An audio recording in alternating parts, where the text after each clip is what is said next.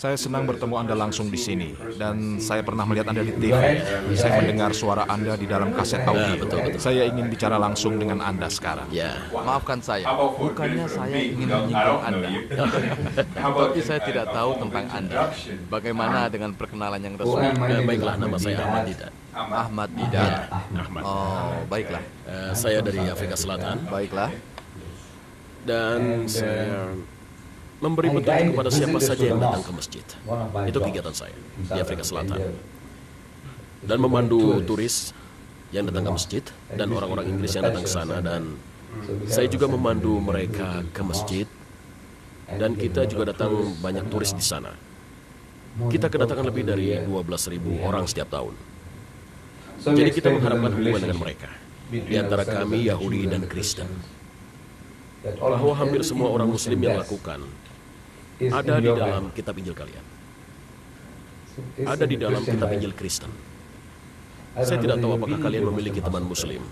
Apa kalian punya? Ya, saya punya. Bagus. Mereka tetangga saya. Atau mungkin saya adalah kenalan Muslim yang pertama. Ya, tepat sekali. Bagus kalau begitu. Alasan dari semua ini adalah, pada suatu malam Tuhan bersabda kepada Musa, dan dia berkata, "Do not let neither put off the shoes from off the teeth, for the place we run to sandals is holy ground." Kami menghormati firman tersebut, kami Muslim melepas sepatu kami. Sebelum kami pergi berdoa, kami memastikan bahwa semua kotoran telah dibersihkan. Tangan, kaki, dan lubang hidung, wajah dan gigi di dalam mulut juga. Ini dilakukan oleh semua Muslim 5 kali sehari, setiap hari dalam setahun. Semua yang mampu melakukannya. Dari sudut pandang kesehatan kalian, tidak akan ada yang menemukan orang yang membersihkan dirinya 5 kali dalam sehari. Itu adalah kegiatan yang baik bagi kesehatan dalam negara apapun. Di antara keluarga manapun, kalian membersihkan diri kalian, menggosok gigi kalian beberapa kali sehari adalah kegiatan yang baik. Yang kedua, ini berpengaruh pada kejiwaan. Kita secara mental tentu berpikir tentang orang yang hendak berdoa. Membersihkan diri tidak karena mereka kotor, tapi membersihkan diri karena itu perlu untuk dilakukan. Sehingga itu menciptakan sikap mental. Saat ini, itu juga adalah firman dari Tuhan yang Maha Kuasa dari Nabi Musa di dalam buku Exodus, yang itu adalah buku kedua dari kitab tertulis. Anda tidak keberatan? Oh, tidak. Silakan saja. Buku kedua Exodus, chapter 40, vers 31-32. Dan Musa dan Harun dan putranya. Dan Musa dan Harun dan putranya mencuci tangan dan kaki mereka ketika mereka masuk ke dalam tenda dari jamaah, dan ketika mereka mendekati tempat sembahyang mereka dan mencucinya. Jadi kami umat Muslim melaksanakan apa yang ada di dalam firman di dalam kitab Injil. Meskipun kita masih tidak mampu dengan Yahudi, kita juga tidak dengan Kristen, tapi ada yang dimana kami menyatakan bahwa kami lebih Yahudi daripada Yahudi dan lebih Kristen daripada Kristen. Itu karena kami mengikuti semua mulai dari Nabi yang pertama. Jadi ini adalah jalur batasan dari kegiatan saya. Saya menjawab pertanyaan orang-orang. Kalian tahu kan? Pertanyaan jenis apapun yang mereka punya, saya jawab.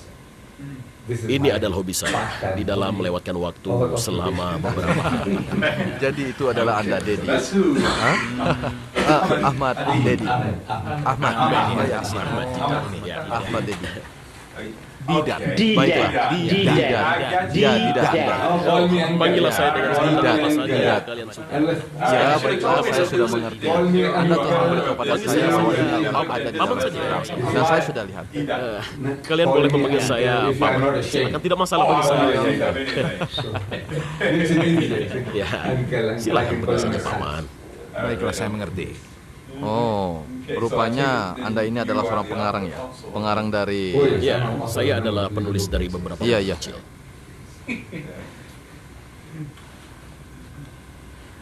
Ini yang tadi Anda bacakan.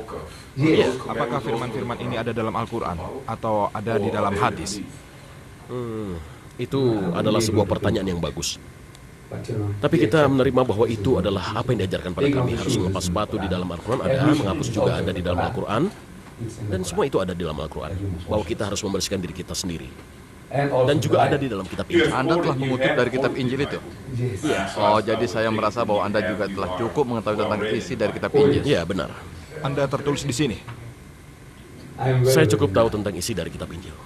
Maaf, saya tidak bisa. Saya belum pernah membaca itu. Saya tidak bisa. Saya tidak tahu kalau Anda akan menegur saya dengan itu, karena saya belum pernah membaca itu. Ya, saya juga belum pernah membaca ini. Tidak.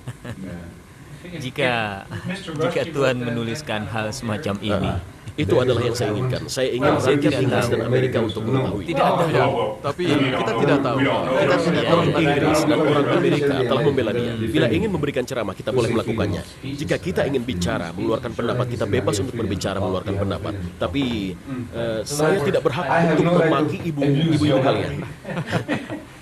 Saya tidak berhak untuk mencacinya. Dengan kebebasan ini, saya bisa mengatakan bahwa kalian semua tidak tahu apa yang sedang kalian bicarakan. Tapi jika seseorang berbicara mengungkit ibu kalian, menyebut nama ibu kalian, menjelek-jelekannya, kalian berhak untuk memukulnya, kan? Untuk melemparkan pukulan. Jadi dengan kata lain, jika seseorang menceritakan sesuatu dan dia menyebut hal-hal tentang diri kita, dia memanggil kita dengan sebutan yang dia mau. Tapi pada saat yang bersamaan, dia melakukannya terhadap orang Amerika, dia melakukannya terhadap orang Inggris, dia melakukannya terhadap orang kulit hitam, terhadap perempuan kulit putih, mana saja. Jadi ini terjadi, tapi orang-orang tidak mengetahui. Jadi ini adalah kejahatan yang tersembunyi sehingga membuat orang-orang tetap bahagia. Orang-orang yang tidak mengetahui tentang orang-orang yang takutan karena mendapat tantangan semacam itu membuat mereka bahagia. Jadi saya memberikan ceramah kepada orang-orang di Amerika. Dan saya bicara tentang bagaimana Barat itu, bagaimana Barat sepenuhnya. Saya rasa ada 3 orang di sini yang kebingungan karena tidak mengerti tentang hal itu.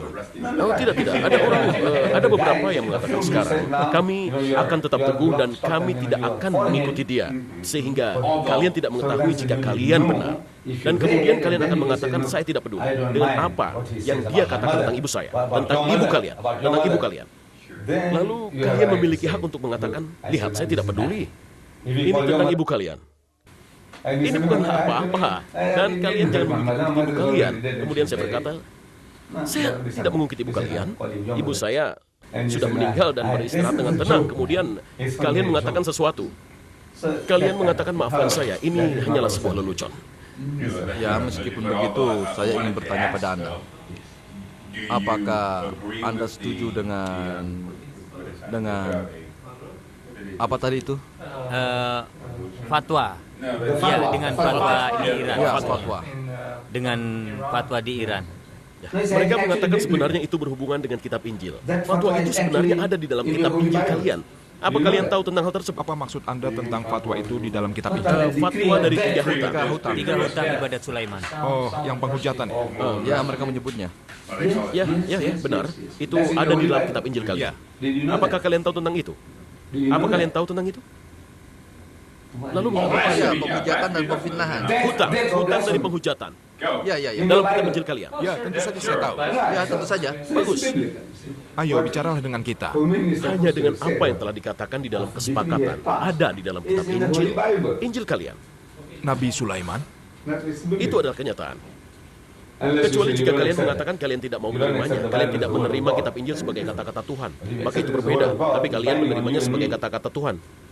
Bagaimana cara melakukannya? Saya percaya. Ya, tentu saja hal tersebut mungkin adalah sesuatu yang bisa kita diskusikan. Karena saya percaya bahwa itu berhubungan dengan kami. Ya, tentu saja. Sekarang Anda membacanya, tapi saya tidak merasa kalau Anda menganggap berhubungan dengan Anda. Itu tergantung. Kalian tahu? Karena di dalam kitab suci Injil, yang suci, Ya. kami mengakui 3 jenis bukti yang berbeda. Jenis bukti yang berbeda. Kami menemukan 1 jenis bukti, kami akui sebagai kata-kata dari Tuhan. Ya. Maksud saya pernyataannya. Sebagai contoh, Deuteronomy chapter 18 verse 18. Saya akan mengangkat seorang nabi. Ya. Saya akan mengangkat seorang nabi. Di antara kaum orang-orang mereka seperti kamu, seperti Anda, Seperti Anda? seperti Musa. Musa. Dan saya akan memasukkan kata-kata saya ke dalam mulut. Itu benar. Dan dia akan berbicara kepada mereka semua bahwa saya akan memerintahkan. Ya. Sehingga saya sekarang bertanya kepada siapa saja yang dapat membuktikan bahwa saya, mereka bilang adalah Tuhan. Dan saya juga melihat bahwa yang bicara ini adalah Tuhan, bukan Musa. Benar. Musa menjadi yang akan diperintahkan. Ya. Tuhan berbicara melalui Nabi Musa. Benar. Jadi mereka bilang ini adalah kata-kata Tuhan. Ya. Kami setuju dengan hal itu dan tidak ada bantahan lagi. Di antara saya dan kalian dan antara kalian dengan saya. Tidak ada masalah. Itu benar. Itu adalah kata-kata Tuhan. Di hadapan kalian dapat kalian temukan bahwa itu terdengar seperti Tuhan yang sedang bicara. Di dalam Kufaisara, kita membaca, Tuhan mengatakan, aku adalah Tuhan, bukan yang lain. Aku adalah Tuhan dan tidak ada yang menyerupai aku. Jadi siapa? Siapa yang bicara? Tuhan. Meskipun kita tidak bisa melihatnya, kita tidak bisa mendengarnya. Tapi kata-kata yang diucapkan oleh Nabi adalah kata-kata yang dimasukkan ke dalam mulutnya seperti kutipan mulut itu sendiri. Itu adalah kutipan mulut dari Tuhan. Karena itu bukan dari dirinya sendiri, dia tidak mengakui sebagai Tuhan. Semua kata-kata tersebut datang dari aku adalah Tuhan. Dan tidak ada yang menyerupai aku. Dia tidak mengakui sebagai posisi tersebut. Ini adalah Tuhan yang berbicara melalui dia. Jadi dengan begitu kita bisa mengetahui dengan cukup mudah kata-kata dari Tuhan di dalam kitab Injil. Ada jenis bukti yang lain lagi di dalam kitab Injil yang kita akui sebagai kata-kata Nabi dari Tuhan. Seperti Yesus. Tunggu sebentar. Saya suka orang-orang yang saya ajak bicara perhatiannya tidak terbagi. Jadi jika Anda bermaksud untuk melihat sesuatu, membaca sesuatu sambil mendengarkan, itu bukanlah sesuatu yang baik. Menurut saya, cara sopan santun yang pada umumnya jika Anda bertanya pada seseorang dan dia sedang menjawabnya, kalian pandanglah orang tersebut. Apakah saya benar? Anda bertanya pada saya sebuah pertanyaan, lalu kemudian Anda mulai membolak-balik dan mencari halaman. Itu tidaklah adil bagi saya. Apakah saya benar? Tidak, kami sedang mencari referensi yang spesifik sehingga... Tidak. Yang benar adalah saya ingin memeriksanya. Kalian tahu, ada di mana? Saya ingin memeriksa ayat yang tepat. Jika kalian mengatakannya pada saya tidak apa-apa. Hanya saja kalian akan menanyakan pertanyaan tersebut pada saya, hanya jika kalian meragukan saya. Tapi hal yang berkaitan dengan Tuhan, kutipan ini berasal dari buku saya. Kalian mengakuinya dan kalian tidak ingin membuat repot dengan bertanya ada di mana. Apa yang saya katakan di bab berapa, ayat berapa? Kalian ingin membuatnya lebih sederhana karena kalian mengenalinya. Kalian tahu tentang buku tersebut bahwa ini berasal dari kitab suci Injil. Apakah saya benar? Iya, benar. Dikatakan aku adalah Tuhan dan tidak yang lain. Aku adalah Tuhan dan tidak ada yang menyerupai aku. Kalian mengakui bahwa ini terdapat dalam kitab Injil. Kecuali kalau kalian merasa bahwa orang ini sedang membelokkan sesuatu, maka kalian bertanya ada di mana jika kalian tidak tahu. Maka saya harus melihat kepada referensi. Tapi saya melihat kepada referensi. Ya, Kitab Injil saya. ya, tapi itu tidak selalu dengan mudah. Saya selalu melihat kepada referensi saya. Kalau menyinggung perasaan Anda, saya minta maaf. Tidak masalah. Kita lanjutkan. Baiklah. Jadi, perkataan dari Nabi Tuhan, seperti Yesus, dikatakan bahwa itu telah dinyatakan dengan sering. Apa yang harus dilakukan dan harus tidak dilakukan. Tapi saya adalah sama dengan kalian. Lihatlah kepada wanita yang mengurus, yang menjaga kalian dengan sepenuh hatinya. Itu adalah kata-kata dari Nabi seperti Yesus. Itu saya adalah sama dengan kalian, bahwa telah sering dikatakan olehnya, apa yang telah diperintahkan olehnya, apa yang harus dilakukan dan harus tidak dilakukan. Tapi saya adalah sama dengan kalian, bahwa saya itu adalah Yesus. Dan lagi, itu juga telah sering dikatakan bahwa mata untuk mata, gigi untuk gigi, tapi saya adalah sama dengan kalian. Yesus mengatakan pada orang-orang, dia telah mengatakan kebenaran pada kalian dan kalian dapat mendengarnya. Dan kami mengatakan bahwa ini adalah kata-kata dari Tuhan. Kutipan mulut Tuhan. Dia yang bicara. Itu adalah jenis bukti yang kedua, kata-kata dari Tuhan, kata-kata dari Nabi. Di mana jenis bukti yang ketiga? Ketika kita membaca, sementara dia, Yesus, sedang menunggu petunjuk menuju jalan, dia melihat daun-daun di kejauhan. Ketika dia mendekatinya, dan ketika kita membacanya, bahwa saat dia datang, tidak ada apapun kecuali daun, karena musimnya belum tercapai. Itu adalah kata-kata dari saksi mata yang melihat atau saksi yang mendengar atau seseorang dari pihak menyaksikan. 3 jenis bukti yang berbeda dalam Injil. Dan ketika kita menemukan jenis bukti yang lain di dalam Injil, kami bisa menangkapnya dari Tuhan. Dari Tuhan, ya, atau Nabi, atau dari orang yang berakal sehat. Bahkan bisa dari orang yang waras. Kalian bisa mengatakan ini bukanlah suatu kegilaan dari perkataan orang. Jadi, ada jenis yang lain berasal dari seseorang laki-laki yang pantas, yang mengatakan kepada ibunya atau saudara perempuan atau anak perempuan, atau bahkan kepada tunangannya jika dia adalah wanita yang baik-baik.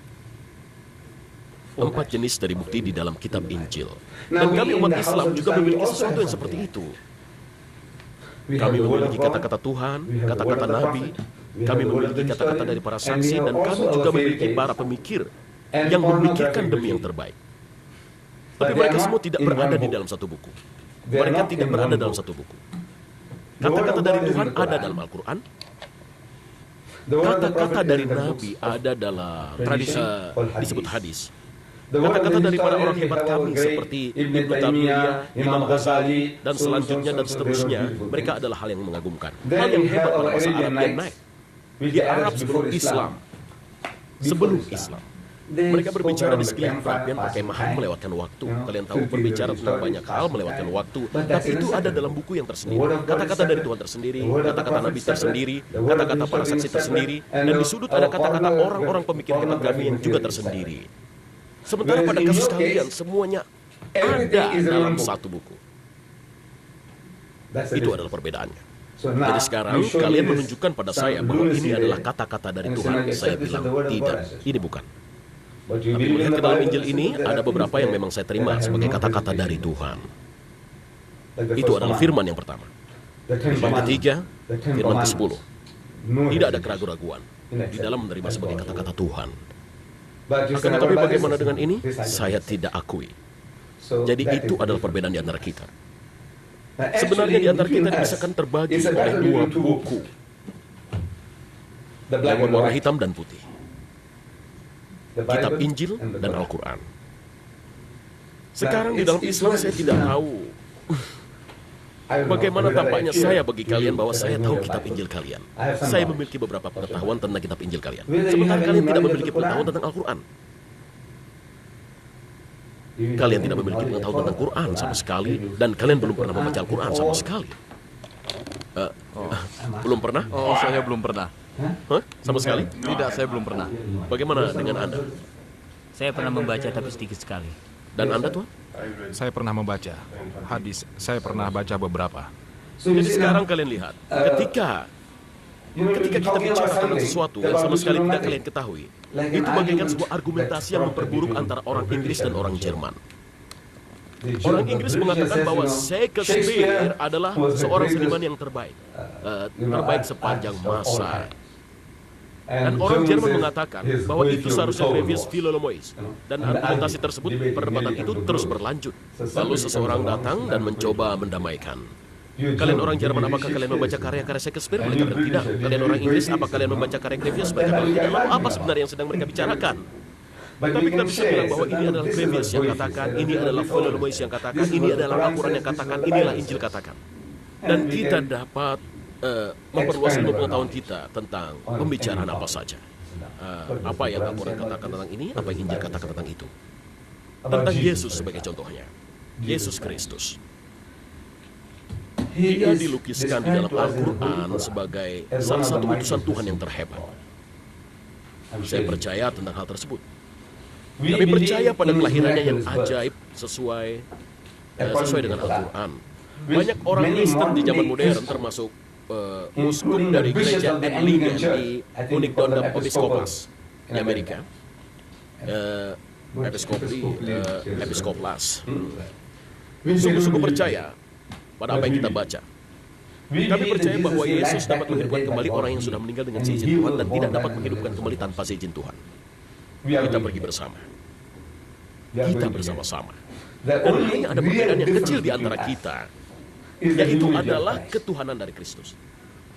Kalian mengatakan bahwa Yesus adalah Tuhan, Dia adalah penjelmaan Tuhan, Dia datang ke bumi, Tuhan yang Maha Kuasa datang ke bumi, Dia lahir di dalam kandang dalam keadaan hari demi hari, lalu kemudian Dia berkorban dengan cara disalib demi untuk menebus dosa umat manusia. Kami bilang tidak, Yesus bukanlah Tuhan. Dia adalah seseorang yang mendapatkan petunjuk. Kami mengatakan dia tidak pernah mengaku sebagai Tuhan. Tidak ada sama sekali, tidak ada di dalam kitab Injil orang Kristen. Dimanapun di dalam kitab Injil kalian, dia mengatakan saya adalah Tuhan dan dia mengatakan sembahlah aku. Situasi yang seperti itu. Saya ingin mengatakan sesuatu. Ya, silakan. Saya mungkin berbeda dengan beberapa keyakinan dari umat Kristen karena saya tidak percaya pada Trinitas. Ya, baik Begitulah. Silakan. Itu benar. Saya percaya bahwa kelahiran dari Yesus Kristus adalah suatu keajaiban. Ya. Dan satu lagi, saya juga percaya adanya para nabi. Ya, bagus. Dan saya juga percaya bahwa dia meninggal berkorban atas dosa-dosa kita. Ya. Untuk menebus dosa sebagai perbandingan atas dirinya. Ya. Dan pertanyaan saya berhubungan dengan semua hal itu. Mengapa kita semua masih sekarat? Mengapa kita jadi mati dan jadi tua? Bisakah Anda menjawabnya? Berdasarkan penjelasan Anda sendiri tadi telah menjelaskan mengapa kita akan mati. Tubuh ini tidaklah dibuat agar dapat untuk bertahan selamanya. Memang begitulah seharusnya, dan apapun yang ada di muka bumi, apa saja yang hidup harus mati. Semua, bahkan matahari pun tidak akan dapat bertahan lama.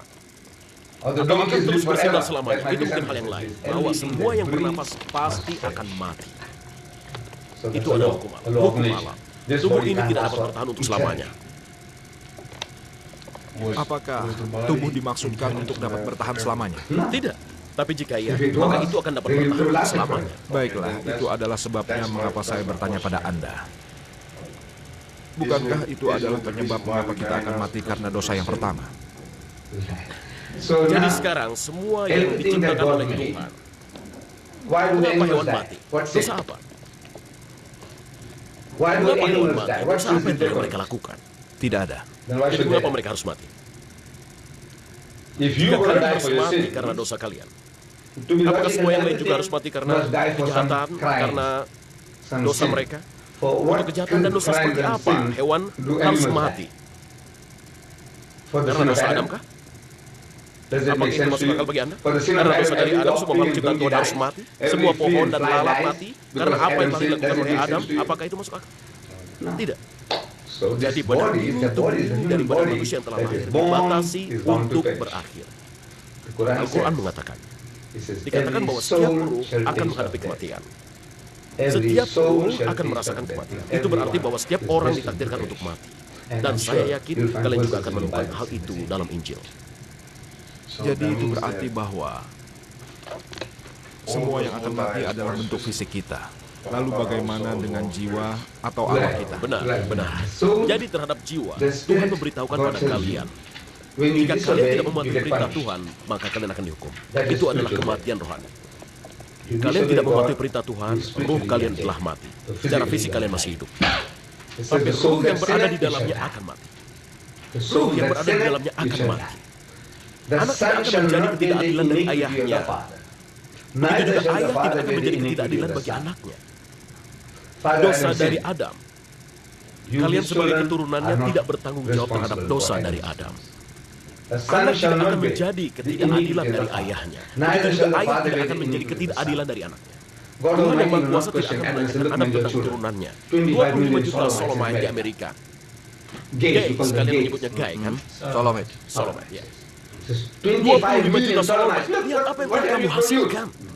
Tuhan tidak akan menanyakannya pada Adam. Begitu juga dia tidak akan menanyakan sebaliknya. Begitu juga anak tidak akan menanggung dosa dari ayahnya. Kebaikan bagi yang berbudi untuk diri mereka sendiri. Hal yang baik ketika orang yang baik meninggal, dia akan memperolehnya. Dan kejahatan bagi yang jahat akan mengenai diri mereka. Hal-hal yang jahat, buruk yang kalian lakukan akan kalian terima.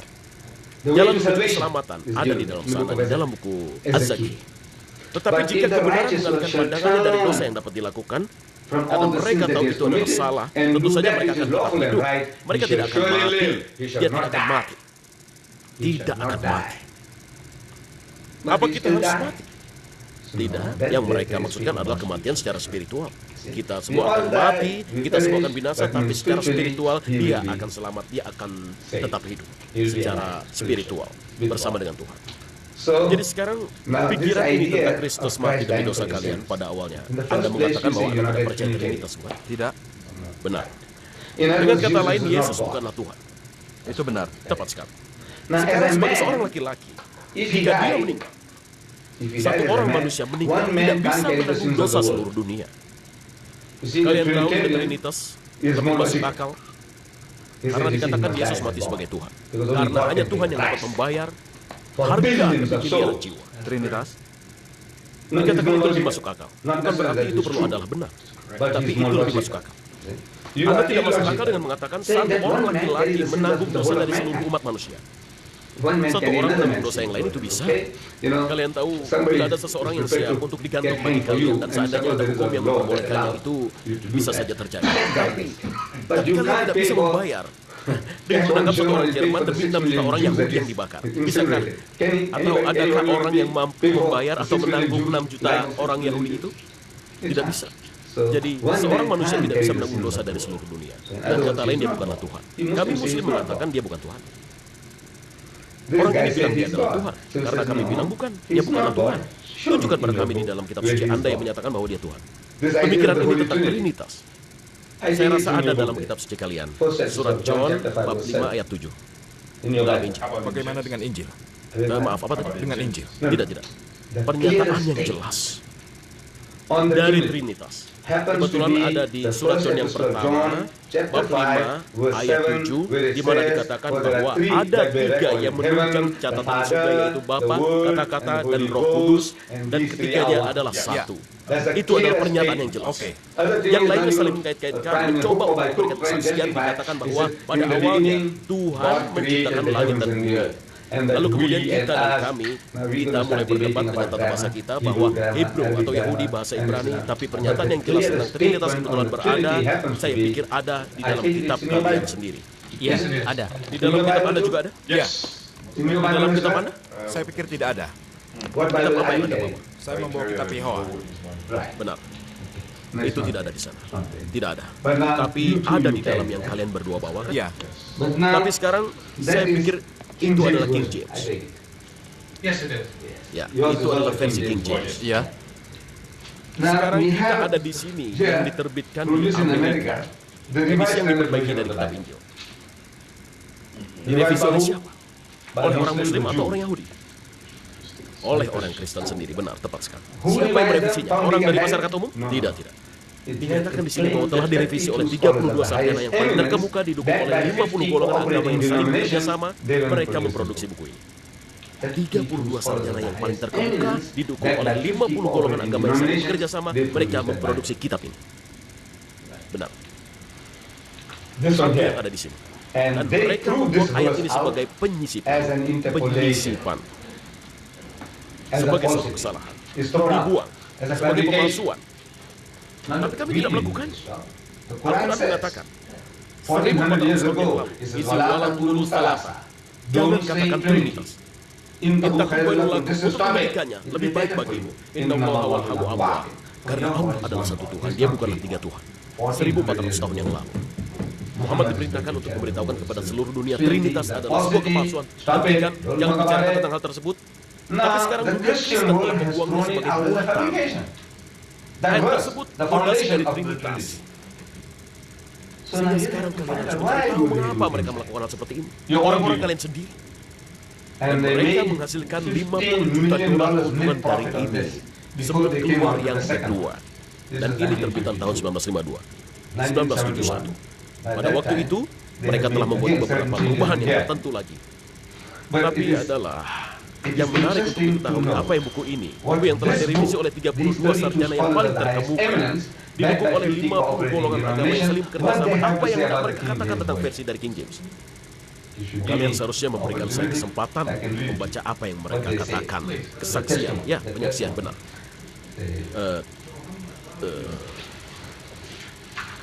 Baiklah, tujuan. Saya membacakan tujuan.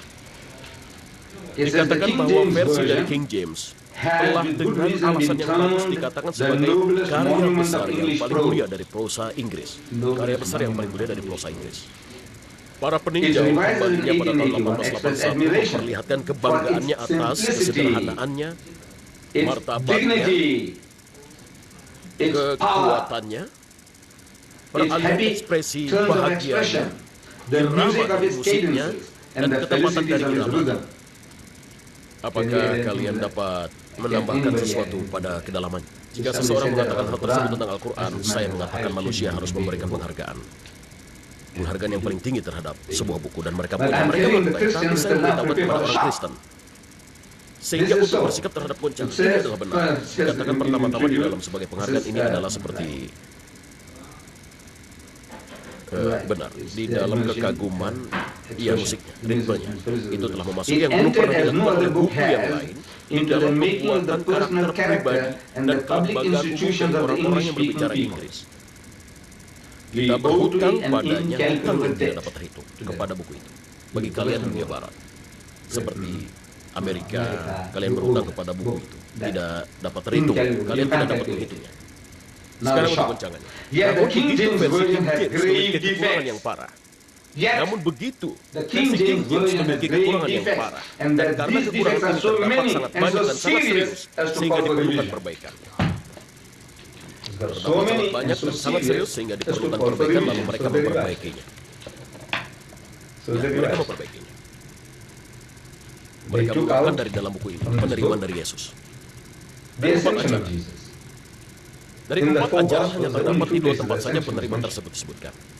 Mark bab 16 ayat terakhir yaitu ayat 19 dan Luke bab 24 ayat 51 bahwa Yesus pergi ke surga kemudian Yesus diangkat ke langit. Hanya ada di 2 tempat saja dari 4. Di dalam kitab Injil versi yang direvisi ini mereka membuangnya dari pemalsuan. Mereka menaruhnya ke dalam catatan kaki. Catatan kaki bukanlah kata-kata Tuhan, bukan kitab Injil. Kitab Injil adalah kitab Injil. Catatan kaki adalah catatan kaki dari redaksi. Bukankah begitu? Catatan kaki bukan kata-kata Tuhan. Catatan kaki yang sama saja, catatan apa saja yang dibuat orang di dalamnya bukanlah kata-kata Tuhan. Kata-kata Tuhan adalah apa yang di sana di dalam naskah utamanya. Jadi mereka mengeluarkannya sebagai pemalsuan, mereka membuangnya. Tetapi mereka tidak melalaikan. Matthew mengatakan Yesus mengendari keledai menuju Yerusalem. Mark mengatakan Yesus mengendari keledai menuju Yerusalem.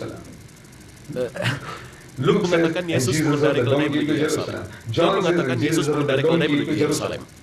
Tidak ada yang tidak melihat Yesus mengendari keledai menuju Yerusalem. Bahkan banyak orang Yahudi melihat Yesus mengendari keledai menuju Yerusalem. Itulah mereka melihat, mereka semua. Tapi tidak satu pun dari mereka yang mengatakan Yesus diangkat ke surga, ke langit. Tidak ada satupun.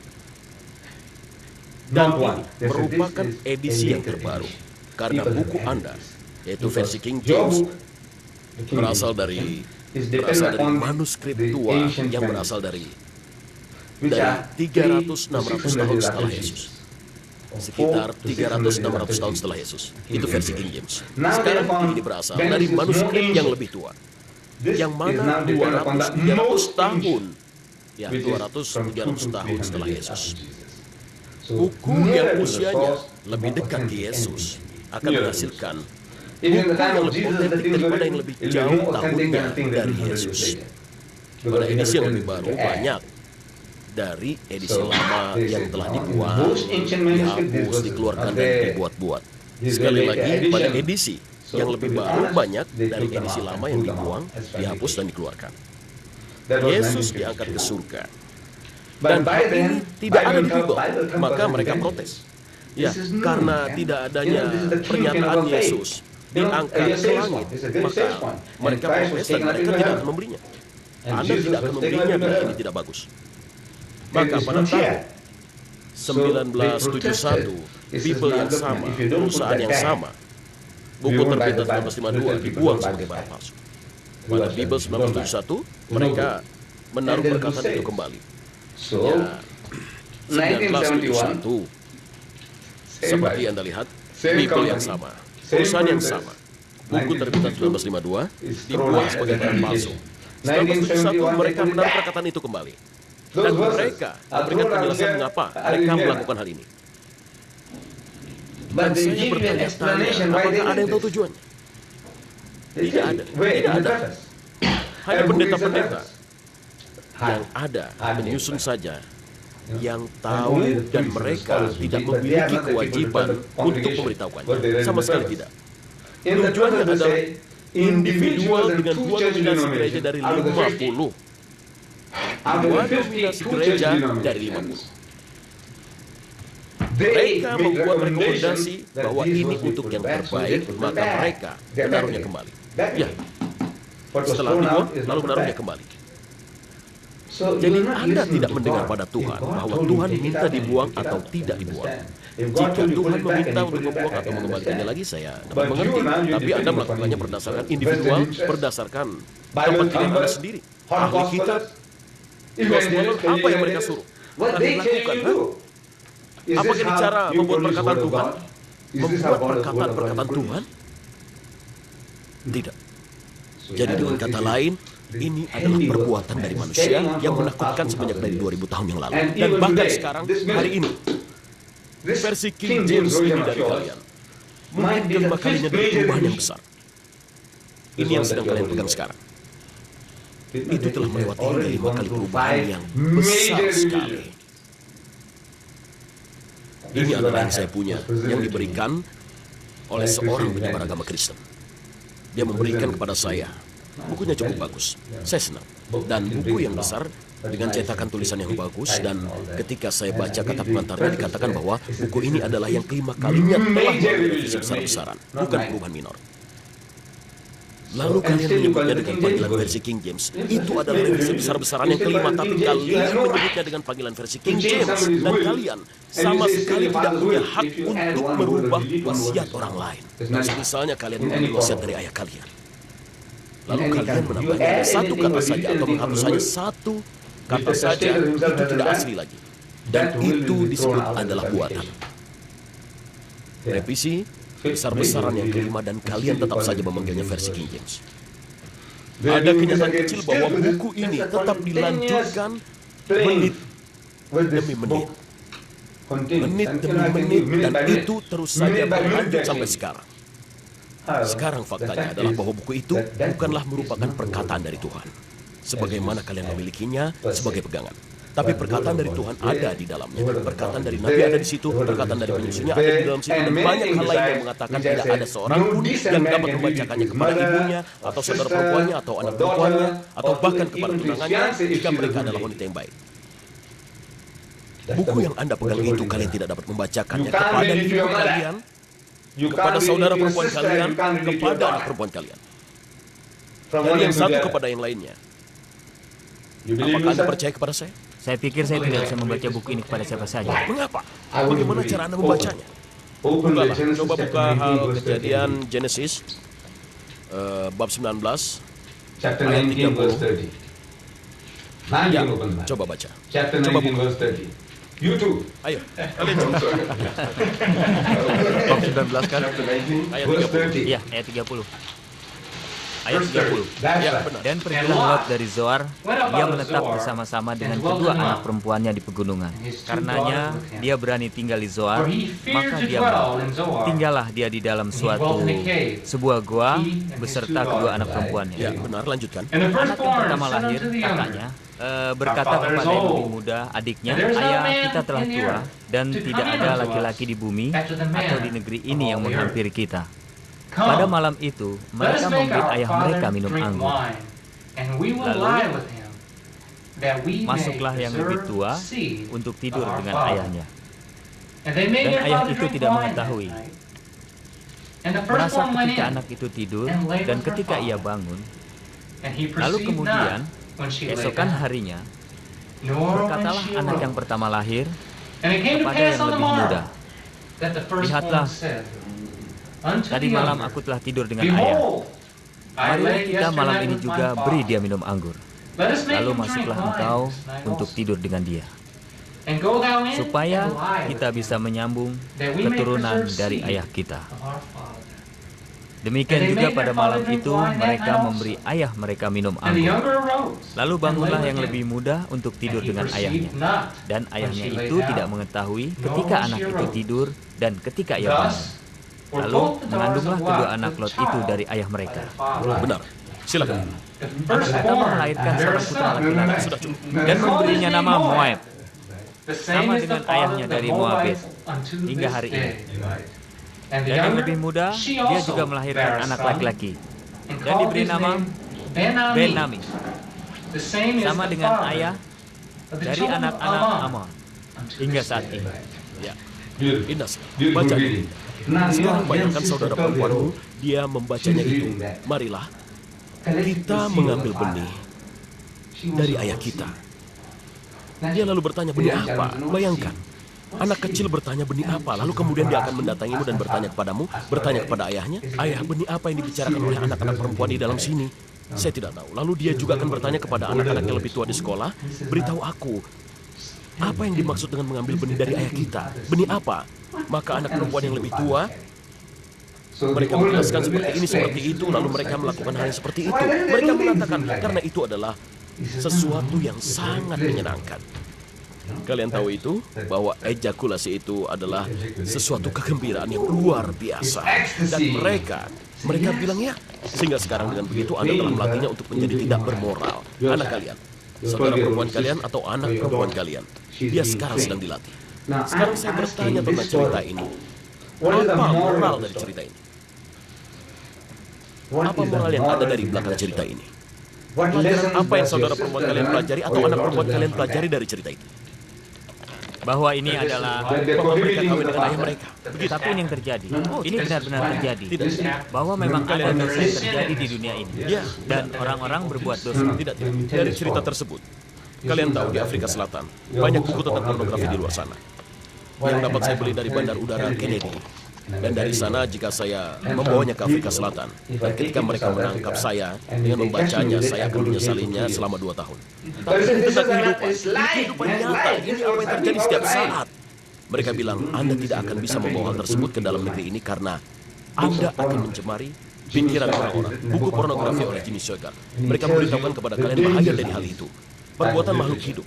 Kalian tidak akan menyukai saya untuk menampilkan kepada saudara perempuan kalian atau anak perempuan kalian dengan buku kalian tahu tentang pornografi. Apa kalian mau? Tidak? Tentu saja. Jadi dengan kata lain mengapa? Tapi ini adalah fakta kehidupan. Inilah yang terjadi. Ya, benar. Tapi sekarang dunia sudah hancur. Iya. Tapi sekarang kalian mengatakan tidak, jangan berikan ini pada saudara perempuan saya atau anak perempuan saya atau pada istri saya. Jika saya datang ke rumah Anda pada saat Anda tidak di rumah ataupun sedang di rumah sekalipun, lalu saya mulai memperlihatkan buku-buku dengan gambar-gambar porno. Tentu kalian tidak mau kan? Tentu saya akan melaporkan ke polisi. Apakah saya benar? Jika saya mencoba menunjukkan kepada ibu kalian, Ya, itu benar. ya, Ya, saya tidak mau. tentu saja tidak mau kan? Ya, tentu saja. Ya, saya benar. Sekarang kalian melihat moral dari cerita tersebut kan?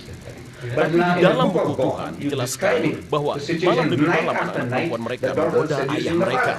Dan mereka melahirkan anak haram sebagai keturunannya. Lalu anak-anak haram ini berkelahi dalam buku tersebut. Ada yang bernama Moab. Ketika kaum Yahudi keluar dari Mesir, mereka diberitahukan untuk membunuh kaum Palestina, laki-laki, wanita, dan anak-anak. Bahkan hewan itu tidak ada yang lolos. Tidak ada yang bernafas boleh dibiarkan hidup. Mereka diberitahu seperti itu. Tapi para Amonitis dan Moabites, mereka tidak boleh disentuh. Karena mereka adalah anak keturunan dari Lot, dari anak perempuannya sendiri. Sekali lagi, apa moral dari cerita ini? Pelajaran apa yang dapat dipelajari sebagai keuntungan?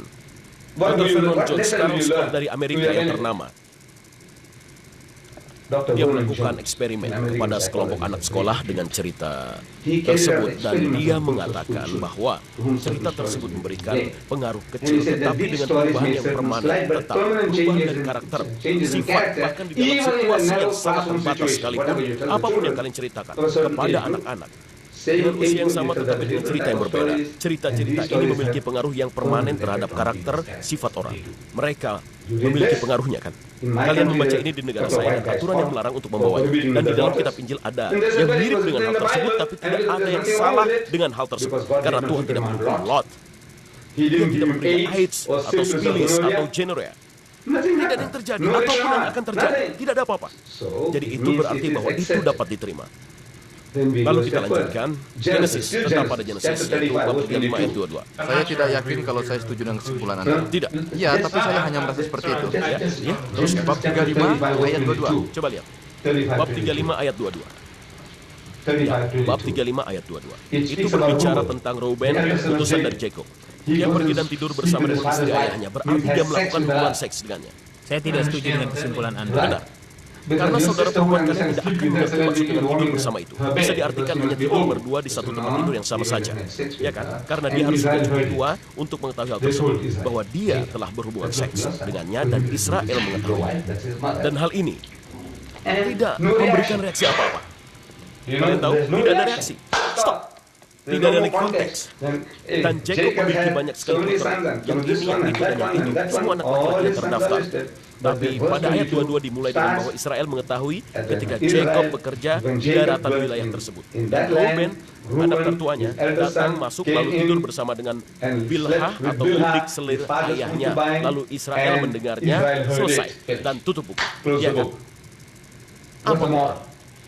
anak laki-laki itu bersama dengan ibunya. Apa moral dari hal itu? Hal ini memberikan kenyataan kepada dunia bahwa ada semacam dosa yang dilakukan di dunia ini dan memperlihatkan kepada kita kelemahan manusia, dan ini memperlihatkan bahwa mereka membutuhkan pembersihan diri. Amun dan Moab tidak direstui dan mereka mendapatkan hukuman dari Tuhan karena dosa atau kesalahan ayah mereka. Apakah dikatakan seperti itu? Ya, tetapi semuanya ada di sini. Iya, kalian telah baca dalam situasi mereka dengan anak perempuan sendiri. Apakah ada satu kata pun yang mengatakan bahwa itu tidak seharusnya dilakukan? Amun dan Moab tidak direstui. Benar, dan mereka berdua mendapatkan hukuman dari Tuhan karena dosa kesalahan ayah mereka. Benar? Apakah orang Yahudi tidak diberitahu bahwa membunuh orang Palestina, laki-laki, wanita, anak-anak, tapi kendaraan bagian mereka tidak boleh dipegang begitu? Ya, itu benar. Tapi dalam situasi mereka itu iya. Tidak. Sekarang dengarkan kalian. Dengarkan. Apakah itu? Karena mereka adalah anak-anak dari Lot. Mengapa anak-anak Hamzadah itu lebih diberkati daripada orang-orang Palestina? Jadi mereka adalah orang-orang yang lebih diberkahi daripada orang-orang Palestina. Ini ada dalam buku Anda. Ruben melakukan hubungan dengan ibunya dan tidak ada satu kata pun yang dikeluarkan. Bahkan ayahnya tidak memberikan reaksi. Lihatlah kakek kalian berumur 80 tahun. Jika seseorang mengatakan kepadanya bahwa anak laki-lakinya yaitu ayah kalian telah berhubungan dengan salah satu dari istrinya yaitu ibunya, dia akan sangat marah, ya kan? Dan dia mungkin bisa mendapatkan serangan jantung. Itu adalah sifat alamiah manusia. Tetapi Israel dalam hal ini tidak bereaksi apa-apa. Tidak ada satupun yang keluar darinya. Dia tidak menegur anaknya, tidak menggamparnya. Dia tidak mengatakan, anak kurang ajar, apa yang kamu lakukan pada ibumu? Banyak pelacur di dunia ini prostitusi, tapi masih juga melakukannya dengan istriku, dengan ibumu. Iya kan? Tidak ada satu kata pun yang keluar dari mulutnya. Ini masih dalam Genesis, Jangan pergi keluar. Ada banyak terdapat tentang incest atau berzina. Tunggu sebentar, bab 38 berbicara tentang Juda, yaitu ayah dari Yahudi. Dikatakan bahwa dia baru saja mengantarkan domba, bab 38 ayat 15. Juda, bapak dari orang Yahudi, ketika dia baru saja mengantarkan domba, di dalam perjalanan dia melihat seorang wanita yang sedang duduk di pinggir jalan. Dia pikir sangka wanita itu adalah perempuan sundal, yaitu pelacur. Lalu dia datang kepadanya dan bertanya kepadanya bagaimana caranya saya dapat melakukan, biarkan saya berhubungan seksual denganmu. Lalu dia berkata, apa yang dapat kamu berikan padaku? Dia berkata, aku akan berikan anak dari gembalaanku, yaitu anak domba. Perempuan itu berkata, asal engkau memberikan kandungannya, engkau menikmati seks. Dan lalu pergi begitu saja. Lalu ketika ada anak yang lahir, aku telah kehilangannya, ya kan? Jadi aku menginginkan tanggungan atau jaminan. Dia berkata, apa yang kamu? Perempuan itu bilang, perjanjian itu yang aku inginkan. Lalu lahirlah bayi kembar. Nah, dan anak kembar ini diceritakan secara detail bagaimana caranya mereka lahir. Kalian tahu, yang satu menjulurkan tangannya keluar dari lubang rahim dan di salah satu dari kata Rea, itu diceritakan di sana ya. Lalu ditariknya kembali tangannya dan kemudian muncul yang satunya lagi, dan itu berarti Fares. Fares adalah orang yang memberikan tanda, yang mendorong orang-orang ke samping, lalu kemudian muncul saudaranya yang bernama Zarah. Zarah memiliki arti merah di dalam bahasa Yahudi karena dia berada di sisi Karatea. Dan keduanya ini anak-anak hasil dari incest. Anak-anak haram Zadah ini, mereka menjadi leluhur dari Tuhan kalian, yaitu Yesus Kristus. Ya benar. Mereka adalah Yesus. Sekarang saya bertanya, apa moral dari cerita ini? Anak-anak hasil incest, anak-anak haram Zadah, kalian tidak mengizinkan hubungan perzinahan dengan istri atau orang lain, itu memang tidak boleh. Tapi incest lebih buruk dari itu. Orang ini berzina dengan menantunya dan melahirkan anak-anak yang nantinya merupakan nenek moyang dari Tuhan Anda, yaitu Yesus Kristus, dari Tuhan kalian. Karena kalian percaya bahwa dia adalah Tuhan. Dari Tuhan Kristen kalian Yesus, apakah saya betul? Benarkah saya? Iya. Benar. Apa moral dari cerita ini? Baiklah begini Tuan. Saya melihat ada beberapa dasar pemikiran atau alasan di sini. Pertama, mengenai hubungan antara ayah dengan dua anak perempuannya. Bahwa mereka berusaha menjaga benih dari orang tua mereka, dan karena melakukannya, Anda tidak dapat menyalahkan semua orang. Sedangkan untuk kasus yang kedua dan ketiga, ia sebenarnya tidak dalam keadaan sadar karena ia sedang dalam keadaan mabuk. Anda tidak dapat menyalurkan dosanya pada setiap orang, dan kita hentikan sampai di sini. Anda benar, tapi sekarang di sini ada yang salah di dalam pasukan kalian. Kalian berbuat salah saja. Kalian akan dipecat. Apakah saya benar? Ya, kalau itu benar. Tentara yang mana saja, siapa saja, bukan hanya kalian saja. Tentara yang mana saja jika telah salah, maka akan dikeluarkan. Apakah saya benar? Di dalam ketentaraan kalian dilatih.